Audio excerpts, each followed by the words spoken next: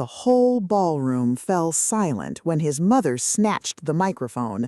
"Let's be honest, my son married a broke little gold digger." Laughter swept through the room. Her husband held his mother's hand, not hers. The bride never said a word. Before the night was over, every smile in that room would vanish because none of them knew who they'd just humiliated. Look at her. No family, no name, nothing. A clean truth is kinder than a pretty lie, sweetheart.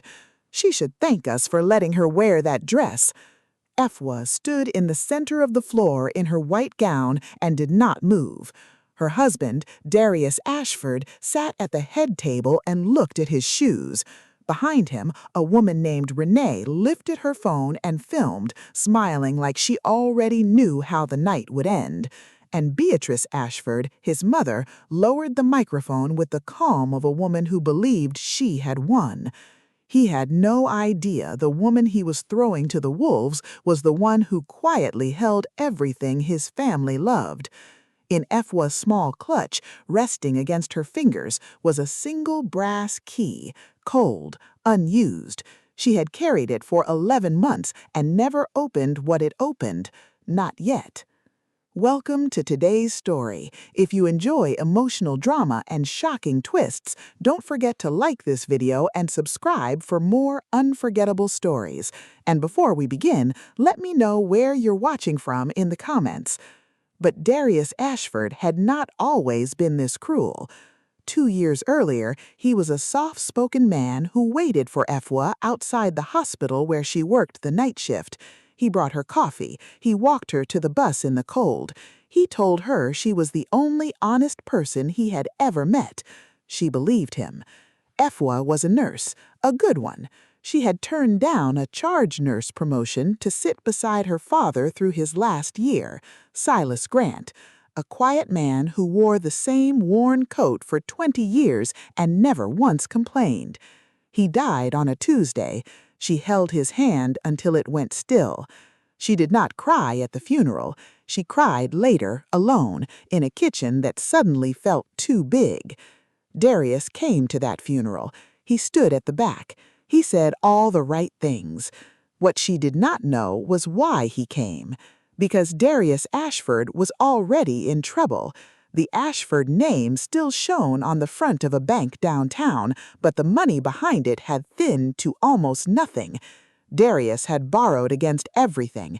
He had signed papers he should not have signed.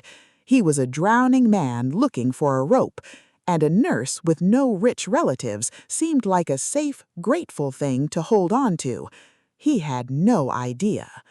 They married 8 months after her father was buried. From the first week, the Ashfords made their feelings clear, politely, always politely. "A nurse, how useful," Beatrice said at their first family dinner, passing the bread. "Every family needs someone practical." "Sweet, but not a career," an aunt murmured. "You'll fit right in," a cousin laughed. "We can always use more help in the kitchen." Efwa said thank you. She smiled. She washed the dishes no one asked her to wash. Darius said nothing in her defense. He was watching his mother's face to see if he had pleased her. That was the year the calls started coming late. A name kept surfacing, Renee. Renee from the office. Renee who understood the business. Renee who could open doors. Efwa found them once in a photograph on his phone. A dinner. Renee's hand resting on Darius's arm, both of them laughing at something the camera had not caught. She said nothing. She only noticed that the more Darius chased the Ashford bank's survival, the colder he grew toward the woman who had held his hand in the dark. And there was the envelope.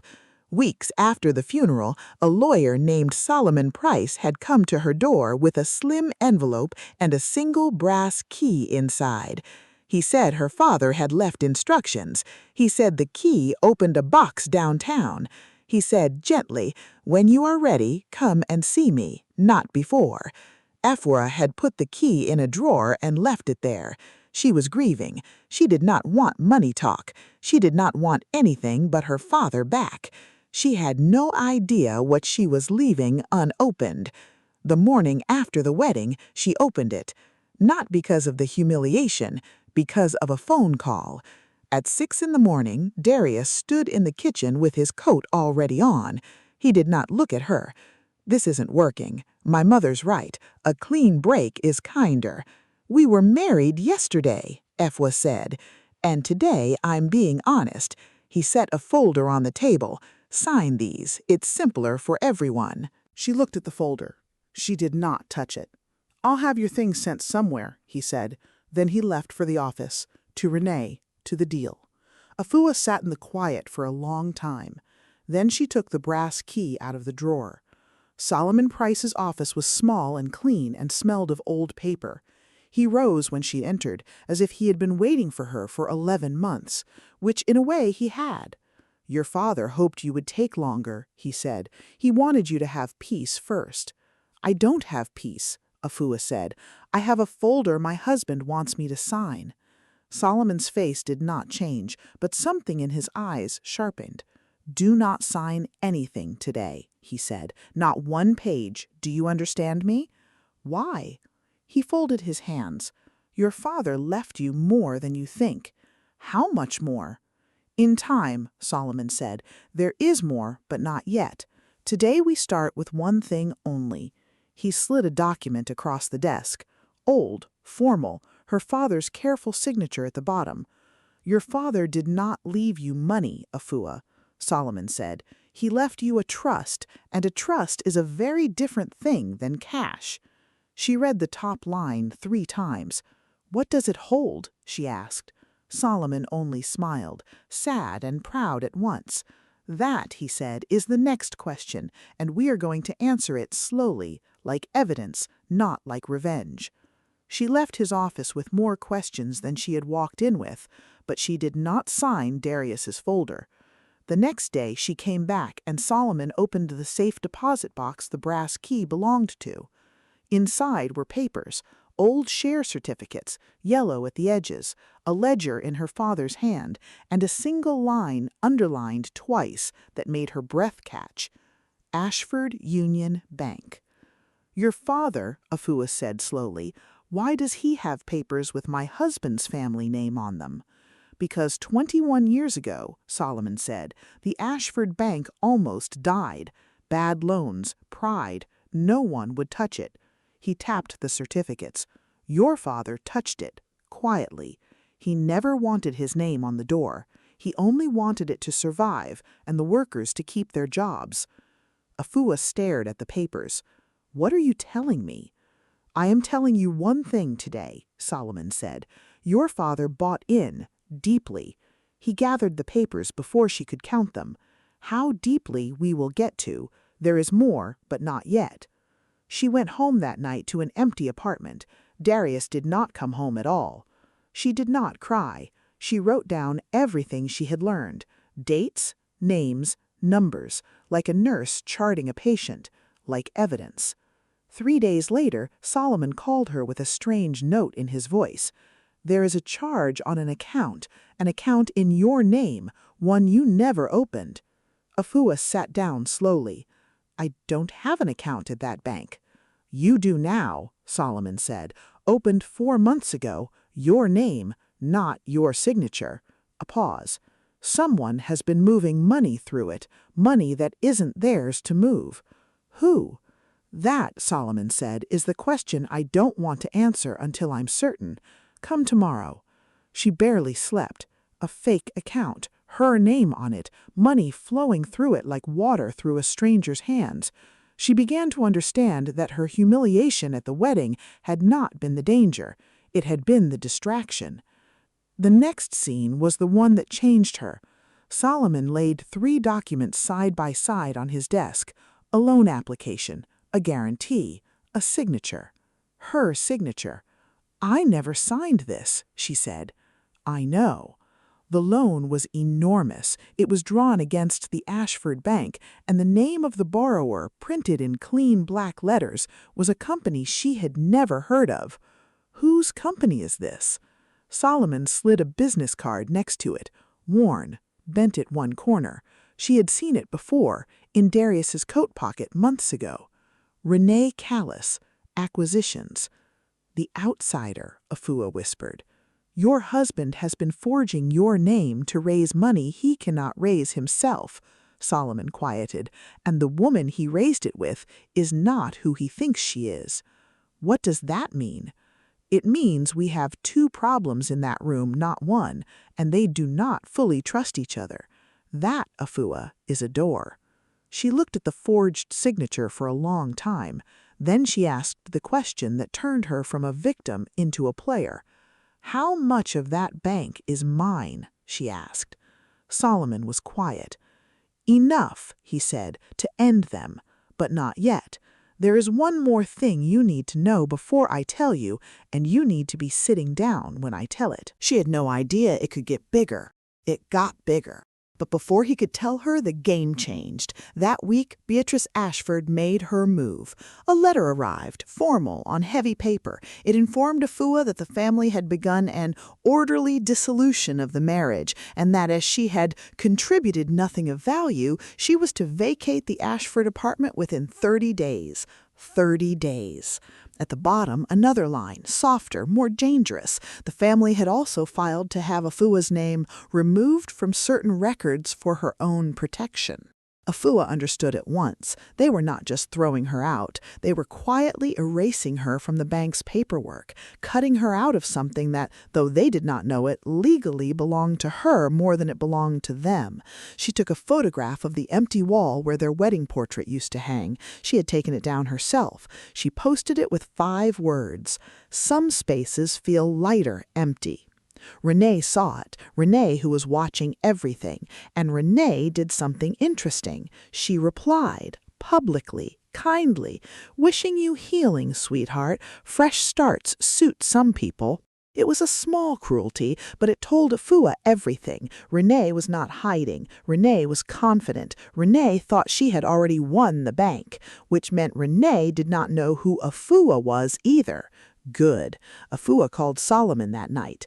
Tell me the last thing, she said. I'm sitting down. The line was quiet for a moment. The deal your husband is chasing, the merger that saves the Ashford Bank, it cannot close without a majority approval from the controlling shareholder. And who is the controlling shareholder? You are, Solomon said. Your father did not just buy in, Afua. He bought control. He left it in the trust. You are the named successor. The whole thing, the bank, the deal, the future your husband is forging your name to reach, none of it moves without your signature. The room went very still. I thought they came to me for a signature, Afua said slowly, the whole time. The whole time, Solomon agreed. They just came for the wrong pages. For the first time in weeks, Afua almost smiled. But Solomon's voice tightened. There is a complication, the midpoint of every trap. A clause in the trust. If you do not formally claim the seat before the merger vote, control passes to the bank's board by default. And the board, Afua finished, is Beatrice's board. Is Beatrice's board, he said. You have 11 days. If you miss the vote, you lose everything your father built, quietly, forever. 11 days. She did not scream. She got to work. Over the next week, Afua did what no one expected the broke little gold digger to do. She learned. Every night after her hospital shift, she sat in Solomon's office and read until her eyes burned. Share structures, voting rights, the trust her father wrote like a love letter disguised as law. She found the second account. She traced the forged loan. She built a folder of her own, page by careful page, the way she had charted dying men back toward life, and she found something that made her hands go cold. A recording, kept in the trust file, her father near the end, his voice thin. If you are hearing this, baby girl, then someone has treated you as small. People will always look at a quiet woman and see nothing. Let them, then show them everything at once. Not with anger, with paper. Paper doesn't lie and it doesn't shout. Sign your name, Afua. It's worth more than all of theirs. She played it twice. She did not cry. Then she called the one person who could crack the room from the inside, Renee. Not to beg, to trade. They met in a coffee shop. Renee arrived in a sharp coat, sure of herself, ready to pity. "I'll be quick," Afua said. "You've been forging loans with my husband. His name protects him, yours doesn't. When this falls, he'll let you fall first. Men like Darius always do." Renee's smile flickered. "And what do you want, sweetheart?" "The truth on record," Afua said, "about who really planned all of this." She slid a single page across the table. "You help me, you walk away before the fraud lands on you. You stay loyal to him, you go down as the woman who signed the papers." Renee looked at the page for a long time. Afua had guessed right. Renee had never loved Darius. Renee had used him to reach the bank, the same prize Afua now held in her hand. "You're not what they said you were," Renee murmured. "No," Afua said, "I'm not." She had turned one of them. Now she had a witness, but she still had a seat to claim and 9 days left to do it. On the 10th day, Solomon confirmed the papers were clean. The trust was valid. Her claim was ironclad. The emergency shareholders meeting, the very meeting where Darius planned to close his merger and save himself, was set for the following afternoon. He did not know his own wife would be walking in. He did not know she owned the table. That night, Afua sat alone and took the brass key from her clutch one last time. She had carried it through her wedding, through her humiliation, through 11 months of grief. She set it on the table beside the trust deed. She had finally opened everything it opened. "For you, Daddy," she said. She did not cry. She chose the same white dress she had worn to the wedding, cleaned, pressed. She wore it like armor. The Ashford Union Bank boardroom was full. Shareholders, lawyers, Beatrice at the head of the table in pearls, Darius beside her, glowing, certain this was the day the family name was saved. Renee sat near the back, quiet, a folder in her lap.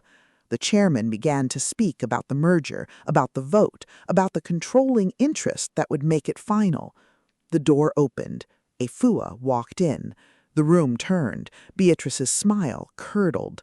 "This is a private meeting," Beatrice said coldly. "Security, please remove Mrs. Ashford," Afua corrected softly. "Still, for 11 more days at least." "You have no business here," Darius hissed, standing. "You have nothing. You are nothing." Solomon stepped in behind her and set a leather folder on the table.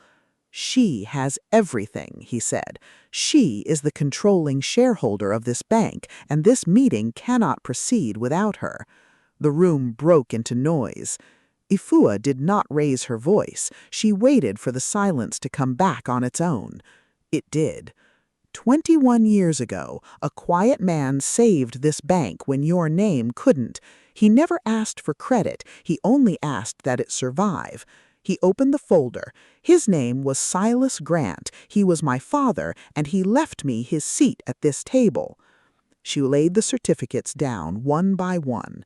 "You called me a gold digger at my own wedding, in front of everyone. You said I had nothing." She looked at Beatrice, calm as still water. "You've been living inside something my father owned, all of you, for years." Beatrice's face went gray.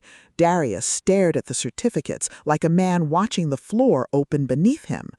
"That's not possible," he whispered. "It's paper," Afua said. "Paper doesn't lie." The humiliation reversed itself in that room, slow and total. The same shareholders who had nodded along to Beatrice's cruelty now looked at Afua with wide, careful eyes. The woman they had dismissed held the vote that decided all their futures.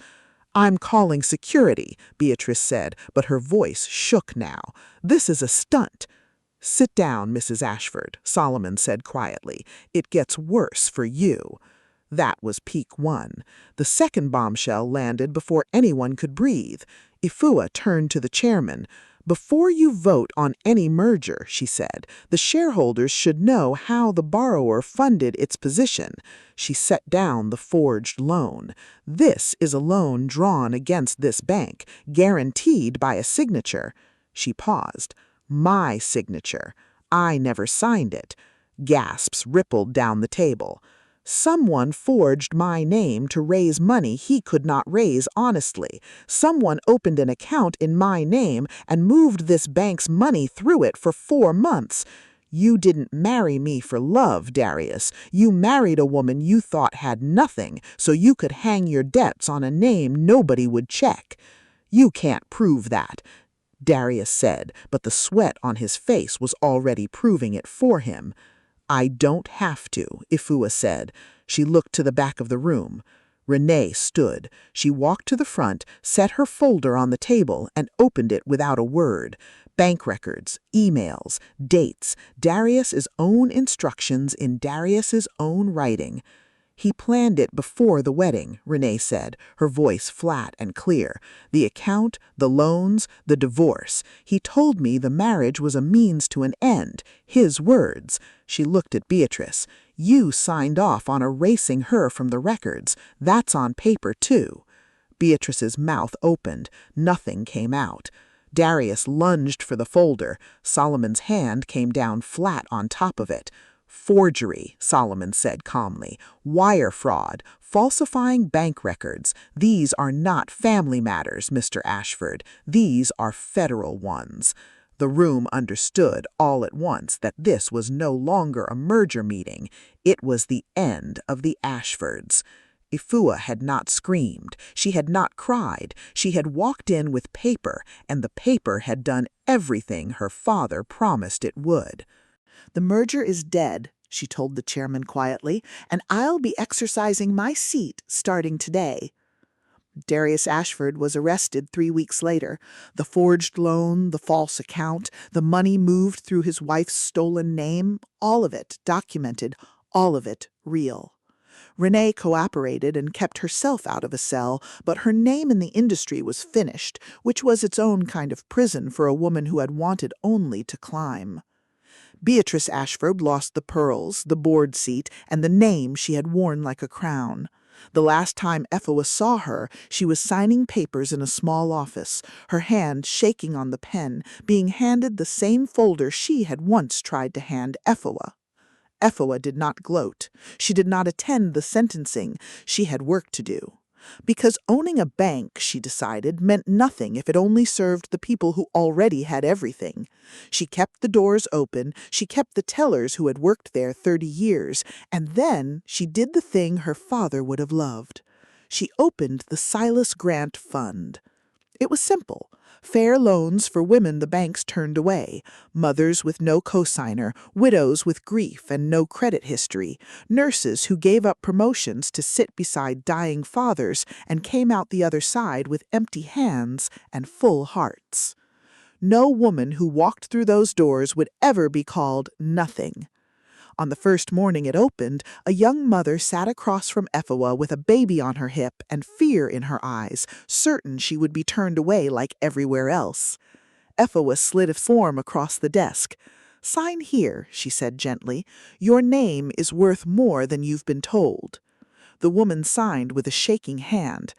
Ifua watched her go, the baby's small fingers curled around her collar, and felt something settle in her chest that had been unsettled for a very long time.